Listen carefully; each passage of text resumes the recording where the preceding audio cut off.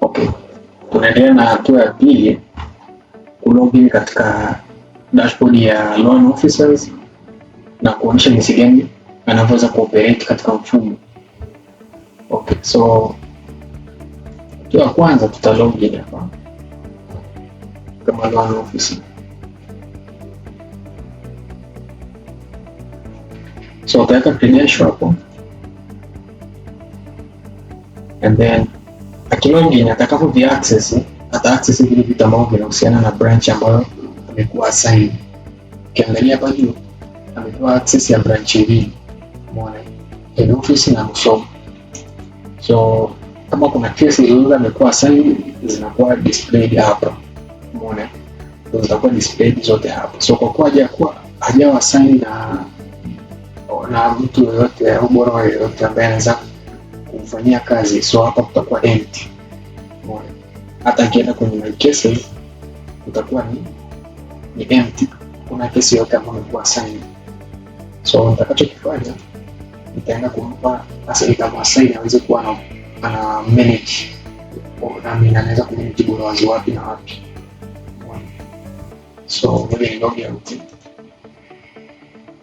alafu ni login kama ni ili niweze kuassign users wapi na wapi aweze kuwa manage. So hii ni nzuri kama una officers wengi, kwa unaweza kuamua officer huyu adili na hii na watu hawa, au huyu adili na watu hawa. So inarahisisha kugawanya majukumu. So nitashuka kwenye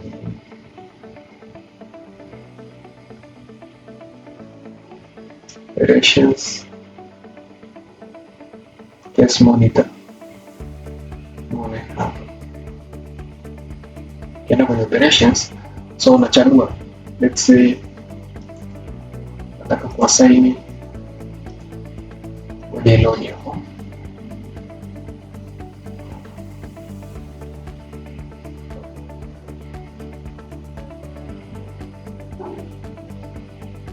So loading inategemea na unao users wangapi. Kwa mfano kama kuna users wengi zaidi, kuna borrowers wengi, so ndio maana una load itakuwa hivi, normally inakuwa iko faster zaidi. So namchagua yule loan officer, alafu namchagulia yupi na yupi aweze kummanage, umeona.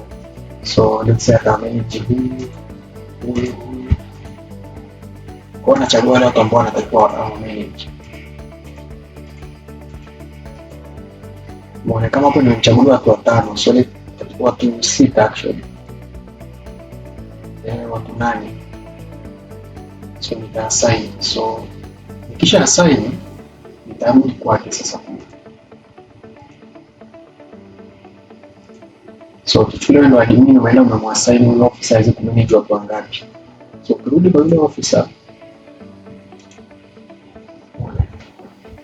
officer, utakuta zile wale user ambao wamekuwa assigned wana display kwenye portal yake. Akienda kwenye cases, mbona hizi hapa kwa anakuwa naona okay, priority ni ipi, anaona ni huyu hapa.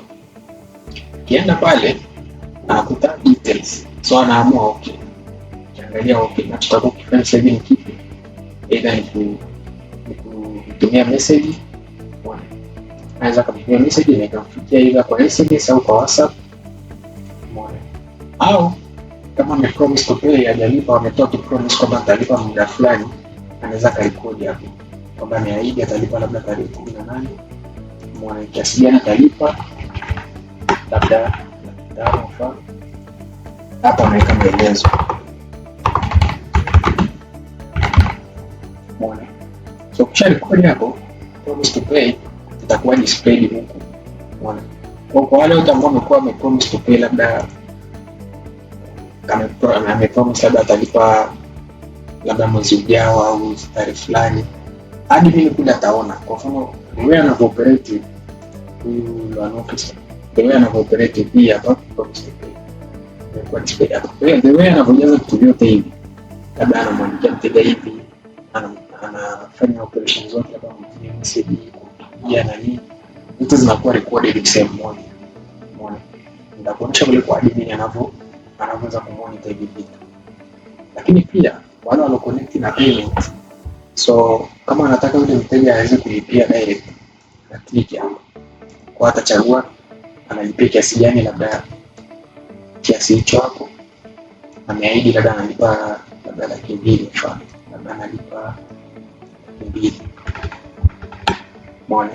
Sasa kama umeona analipa 200,000 na namba yake ya simu ndio hii, ukijaza ukatuma push USSD kule kwenye simu yake, anapokea USSD push kwa STK push kwa, anaweza kuipokea kule na akajaza kiasi, akajaza namba yake ya siri, akalipia direct. So hivi ndio jinsi inavyofanya kazi. So tukirudi kule kwa admin, baada ya kumwangalia amerekodi hapa, narudi kule kwa admin.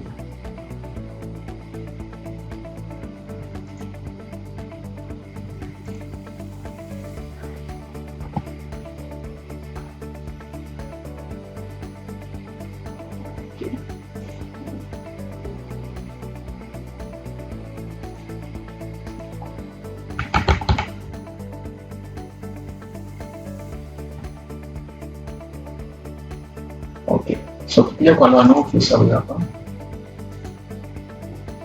kuja kuangalia kitu gani alichokifanya recently, alikuwa amefanyaje, amefanya follow up ya leo, amefanyia nani, mta Kihongo ambaye amepromise to pay. Umeona?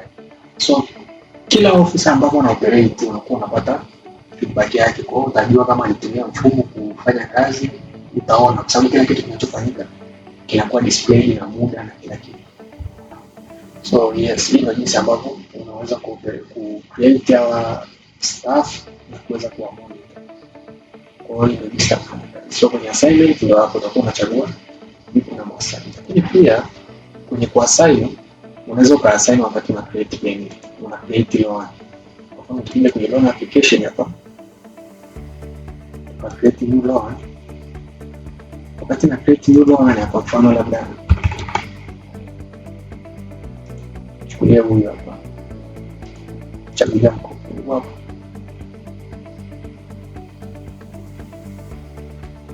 Ukifika hapo kuna sehemu ya loan officer hapa. Unaweza ukachagua hapo, wakati una create unachagua ni loan officer gani atakuwa anamsimamia huyu. Unaona? So yes, hivi ndio jinsi ambavyo inafanya kazi. Na kitu gani loan officer ataona, unamchagulia pale kwenye roles. Kwa utachagua kwenye roles and permission. Unaona? Sababu kwenye roles and permission utaamua huyu officer aweze kuona kipi, aweze kuona hichi unakitiki, ndio una save. Unaona? Labda collection officer awe anaona hichi unakiseti, una save. Kwa hizo zote roles zote unazichagua hapa. Unaona? So yes, hii ndio jinsi ambavyo inafanya kazi. Na kama kuna role imemisa hapo una create. Labda secretary,